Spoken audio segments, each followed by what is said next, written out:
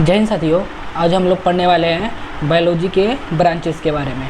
तो चलिए स्टार्ट करते हैं। जीव विज्ञान की शाखाएं। तो चलिए आज हम इस वीडियो में पढ़ते हैं और जितने भी बायोलॉजी से रिलेटेड जितने भी ब्रांचेस हो सकते हैं सारे इस वीडियो में कवर करने वाले हैं।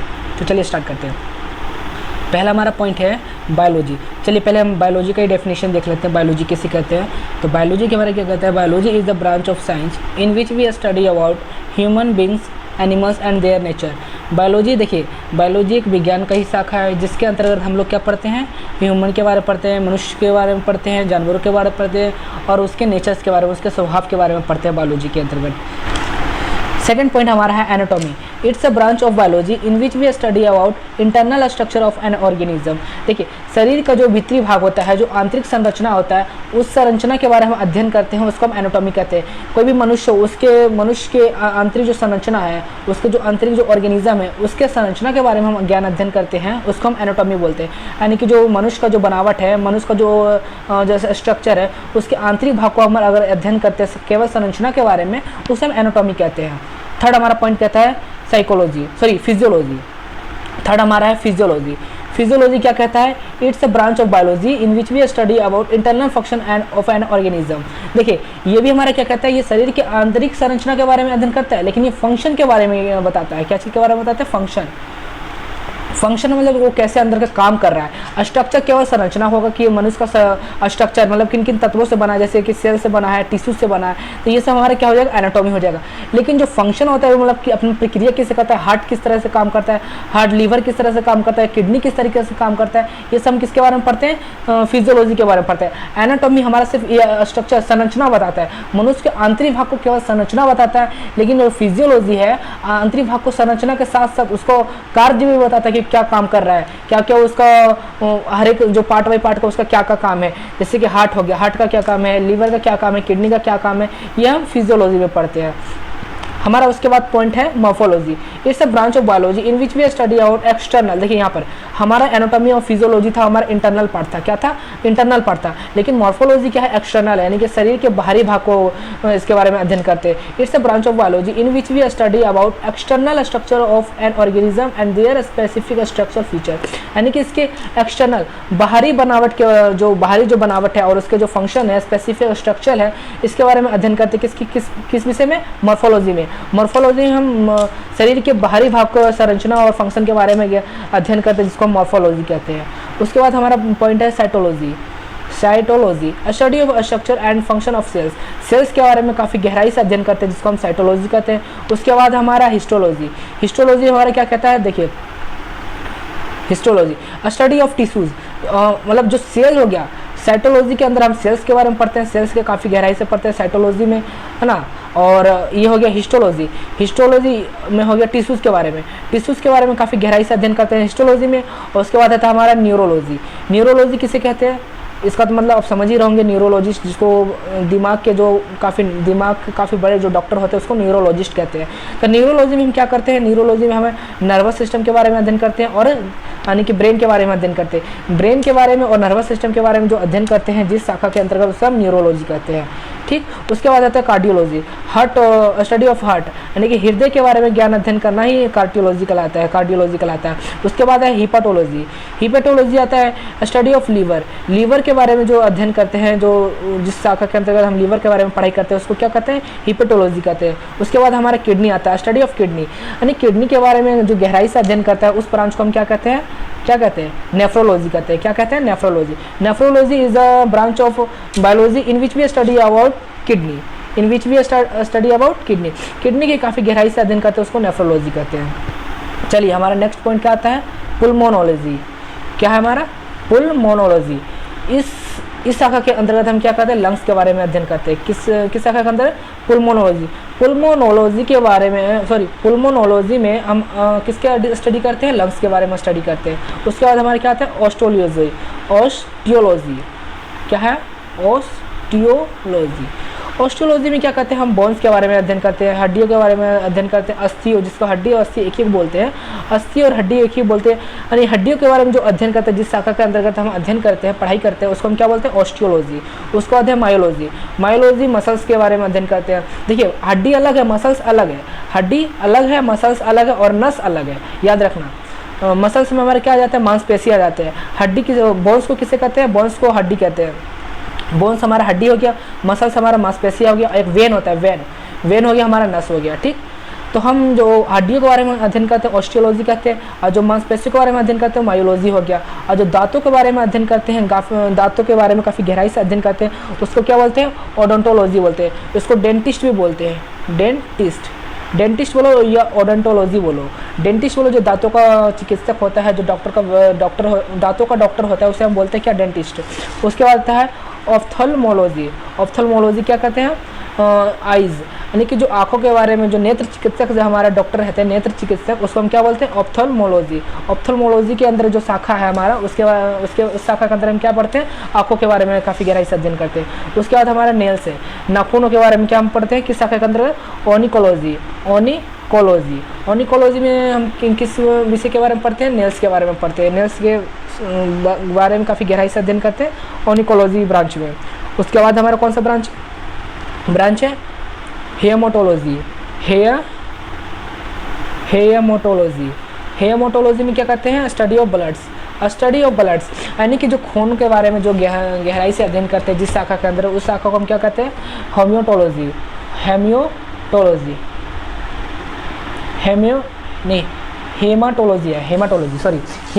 है।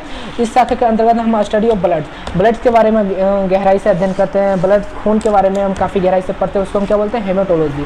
उसके बाद हमारा है डर्मेटोलॉजी। ये देखिए डर्मेटोलॉजी, इस शाखा के अंतर्गत हम क्या पढ़ते हैं, इस शाखा के अंतर्गत हम स्किन्स के बारे में पढ़ते हैं, यानी कि त्वचा के बारे में पढ़ते हैं और चेहरे के बारे में पढ़ते हैं, स्किन्स के बारे में। उसके बाद है ट्राइकोलॉजी हम बालों के बारे में अध्ययन करते हैं, बालों के रख रखाव कैसे किया जाता है, बालों का ग्रोथ कैसे किया जाता है, इसे काफ़ी गहराई से अध्ययन करते हैं, जिसको हम ट्राइकोलॉजी कहते हैं। उसके बाद हमारा शैवाल है, एल्गी, जिसको इंग्लिश में कहते हैं, study of algae as known as phycology. क्या बोलते हैं, phycology. Study of algae as known as phycology. उसके बाद माइकोलॉजी है, study of fungi as known as mycology. Study of fungi as known as mycology. Fungi किसे कहते हैं, कवक को कहते हैं fungi. Virology is a branch of biology in which we study about virus as बोले तो विषाणु, वायरस को हिंदी में क्या बोलते हैं, विषाणु बोलते हैं। Study of virus as known as virology branches. Virology branch के अंदर क्या पढ़ते हैं हम, स्टडी ऑफ वायरस, यानी विषाणु के बारे में जिस शाखा के अंतर्गत पढ़ते हैं उसको वायरोलॉजी बोलते हैं। उसके बाद हमारा क्या आता है, ऑन्कोलॉजी। क्या है हमारा, ऑन्कोलॉजी, स्टडी ऑफ कैंसर, यानी कि कैंसर के बारे में काफ़ी जो गहराई से अध्ययन करते हैं जिस शाखा के अंतर्गत, उसको हम क्या बोलते हैं, ऑन्कोलॉजी बोलते हैं। उसके बाद है इंटोमोलॉजी क्या कहते हैं, इंसेक्ट्स, यानी कीड़े मकोड़ों के बारे में जो गहराई से अध्ययन करते हैं। माइक्रोबायोलॉजी के अंदर जो कीड़े मकोड़े आते हैं, इंटोमोलॉजी कहते हैं उस शाखा के अंतर। ये 2 प्रकार के कीड़े मकोड़े होते हैं। कितने प्रकार के होते हैं ये कीड़े मकोड़े, 2 प्रकार के होते हैं। किस ब्रांच के अंदर, इंटोमोलॉजी के अंदर। इंटोमोलॉजी के अंदर जो इंसेक्ट्स के बारे में पढ़ते हैं ये 2 प्रकार के होते हैं। कौन कौन 2 प्रकार के होते हैं, चलिए देखते हैं नीचे में। पहला हमारा क्या है, वहाँ पर देखिए यहाँ पे वर्टिब्रेट्स, जो रीढ़ की हड्डी, मतलब जिस कीड़े के अंदर रीढ़ की हड्डी पाई जाती है, वर्टिब्रेट्स कहते हैं। और जो बिना रीढ़ की हड्डी होती है, मतलब जो कीड़े मकोड़े जिसके अंदर बिना रीढ़ की हड्डी होती है, उसको इनवर्टिब्रेट्स कहते हैं। क्या बोलते हैं उसको क्या बोलते हैं, इनवर्टिब्रेट्स कहते हैं। क्या कहते हैं उसके, इनवर्टिब्रेट्स, इनवर्टिब्रेट्स। रीढ़ की हड्डी वर्टिब्रेट्स, बिना रीढ़ की हड्डी इनवर्टिब्रेट्स। ये कितने प्रकार के होते हैं, 2 प्रकार के होते हैं इंसेक्ट के अंदर। और किस ब्रांच के अंदर पढ़ते हैं हम इसको, और यहाँ देखिए इंटोमोलॉजी, यहाँ देखिए इंटोमोलॉजी, इस ब्रांच के अंदर हम इंसेक्ट्स के बारे में पढ़ते हैं। चलिए नेक्स्ट देखते हैं हमें। उसके बाद है ornithology, study of birds, as known as ornithology. Ornithology branch के अंदर हम क्या पढ़ते हैं, पंछियों के बारे में पढ़ते हैं, है ना। उसके बाद oology, study of eggs as known as oology, यानी कि हम इसका अंडे के बारे में पढ़ते हैं, जो काफ़ी गहराई से अध्ययन किए जाते हैं अंडों के बारे में। जो बर्थ के समय होता है, बहुत सारे से पशु पक्षियाँ जो अंडे देती है, उसके बारे में जो गहराई से अध्ययन करता है उसको ओलॉजी बोलते हैं। इसका एक अलग ब्रांच होता है ना। Pedology, study of soil as known as pedology. उसके बाद है हर्पेटोलॉजी। हर्पेटोलॉजी किसे कहते हैं, study of reptile and amphibious. Study of reptile and amphibious. जो सरीसृप किसको कहते हैं, जो सांप होते हैं, सांप हो गया, बिच्छू हो गया, ये सब क्या बना, जो रेंगने वाले होते हैं, और साथ ही साथ उभयचर किसे बोलते हैं, जो जमीन पर पानी में रहते हैं, जमीन और पानी में दोनों जगह रहते हैं, उसे उभयचर जानवर कहते हैं, उभयचर। और सरीसृप किसे कहते हैं, जो रेंगने वाले होते हैं, जैसे सांप हो गया।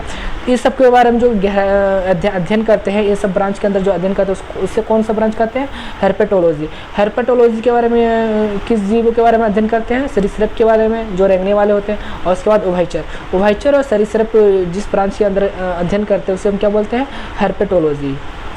उसके बाद हमारा इस्थियोलॉजी। स्टडी ऑफ फिशेज, मछलियों के बारे में जो अध्ययन करते हैं उसको इस्थियोलॉजी बोलते हैं। उसके बाद है गैनिकोलॉजी।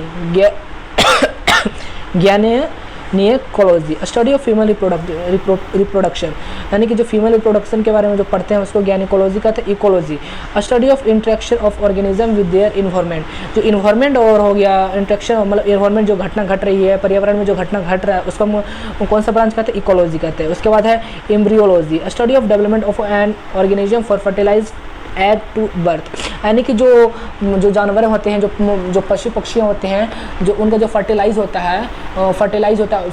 एग होता है, यानी कि जो अंडे का जो निर्माण होता है और बर्थ तक, यानी कि अंडे से लेकर के जन्म तक जो प्रक्रिया चलता है, उस जिस शाखा के अंदर हम पढ़ते हैं उसको हम क्या बोलते हैं, एम्ब्रियोलॉजी।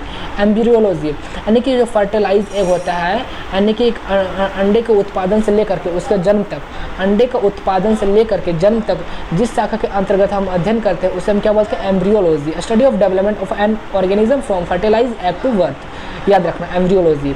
उसके बाद आता है हमारा इवोल्यूशन किसे कहते हैं, study of continuous genetic changes and adaptation of living being of the environment over time, इसे क्या कहते हैं, इवोल्यूशन कहते हैं। उसके बाद जेनेटिक्स आता है। जेनेटिक्स किसे कहते हैं, study of mechanism of transmission of traits from parents of offerings. थोड़ा सा फॉल्ट लग रहा है, इसको बाद में देखेंगे। उसके बाद हमारा है molecular biology. Study of cellular details of animal structure and function, ये हमारा क्या कहलाता है, molecular biology. Study of cellular इसको बोलेंगे, details of animal structure and function as known as molecular biology. Osteology किसे कहते हैं, study of bones and skeleton, हड्डियों और कंकाल तंत्र के बारे में जो अध्ययन करते हैं ऑस्टियोलॉजी कहते हैं। उसके बाद है palaeontology. Study of fossils remains of imprints of organs as known as paleontology. A study of parasites as known as parasitology. इसको हम क्या पढ़ेंगे, parasitology. Study of parasites as known as parasitology. उसके बाद taxonomy. Study of taxonomy, a study of naming and classification of organism as known as taxonomy. Geography, a study of geographical distribution, a study of geographical distribution of animals as known as zoogeography. Mammalogy, a study of mammals as known as mammalogy. Mammalogy किसे कहते हैं, what is mammalogy? A study of mammals, as known as mammalogy. Cnidology, a study of cnidarians as known as cnidology. What is cnidology? A study of cnidarians as known as cnidology, है ना। नीमोटोलॉजी, next point हमारा है, देखिए यहाँ पे नीमोटोलॉजी। Study of नेमाटोडस और round worms, जो कृमि के बारे में जो अध्ययन करते हैं उसको नीमोटोलॉजी कहते हैं। उसके बाद porology, study of sponges sponges, study of sponges as known as porology. Protozoology, protozoology, study of protozoa as known as protozoology. Protozoa के बारे में जो अध्ययन करते हैं उसे प्रोटोलॉजी कहते हैं। उसके बाद है माइक्रोलॉजी। यहाँ देखिए हमारा एक ब्रांच बन जाता है, बहुत बड़ा ब्रांच है माइक्रोलॉजी। माइक्रोबायोलॉजी है, सॉरी माइक्रोबायोलॉजी है, microbiology. It's a branch of biology, it's a branch of biology in which we study about scientific of all microscopic living organism which are not visible. यानी कि इस branch के अंदर हम ऐसे जीवों के बारे में अध्ययन करते हैं, ऐसे साइंटिफिक और माइक्रोस्कोपिक के बारे में अध्ययन करते हैं जो सूक्ष्म आंखों से देखना विजिबल ही नहीं है, संभव ही नहीं है, जिसकी सहायता हम माइक्रोस्कोप की सहायता लेते हैं। मतलब जो जीवों के बारे में, जिस चीज़ों के बारे में अध्ययन करने के लिए हम साइंटिफिक माइक्रोस्कोप के लिए माइक्रोस्कोप का जो सहायता लेते हैं, उस ब्रांच को हम क्या बोलते हैं? माइक्रोबायोलॉजी। इसमें सिंपल सा फंडा समझिए, जो सूक्ष्म जीवों के बारे में अध्ययन करने के लिए साइंटिफिक माइक्रोस्कोप की सहायता ली जाती है और उसे हम माइक्रोबायोलॉजी कहते हैं, जिसे हम सूक्ष्म आंखों से देखना संभव नहीं है। Living which are not visible, है ना, which are not visible as soon as possible. उसके बाद हमारा जूलॉजी है। जूलॉजी क्या कहता है हमारा? It's a branch of biology in which we study about animals and their organism. यानी कि इसमें जंतुओं के बारे में अध्ययन करते हैं, उसके ऑर्गेनिज्म के बारे में अध्ययन करते हैं, उसको जूलॉजी कहते हैं। बॉटनी हमारा क्या है? It's a branch of biology in which we study about plants. जो पेड़ पौधे के बारे में अध्ययन करते हैं, पादप विज्ञान के बारे में जो अध्ययन करते हैं उसे हम बॉटनी कहते हैं। और जंतु विज्ञान के अंदर बायोलॉजी जूलॉजी कहते हैं। और माइक्रोबायोलॉजी जो सूक्ष्म जीवों के बारे में अध्ययन करते हैं उसे माइक्रोबायोलॉजी कहते हैं। तो आज का हमारा यही था branches of biology. I hope ये टॉपिक आपका कंप्लीट हो गया को माइक्रो ब्रांचेज ऑफ बायोलॉजी। इसका जितना भी मेन पॉइंट बन सकता था, जितने भी जो मेन ब्रांचेज है बायोलॉजी के, सारा मैंने इस वीडियो में कवर कर दिया। नेक्स्ट वीडियो में लेकर के आऊँगा father of different branches of biology. यानी कि ब्रांचेज ऑफ बायोलॉजी मतलब जो जिसके बायोलॉजी के ब्रांच है, जितने भी बायोलॉजी के ब्रांच है, उसके फादर कौन है, उसके जनक कौन है, नेक्स्ट वीडियो में लेकर के आऊँगा।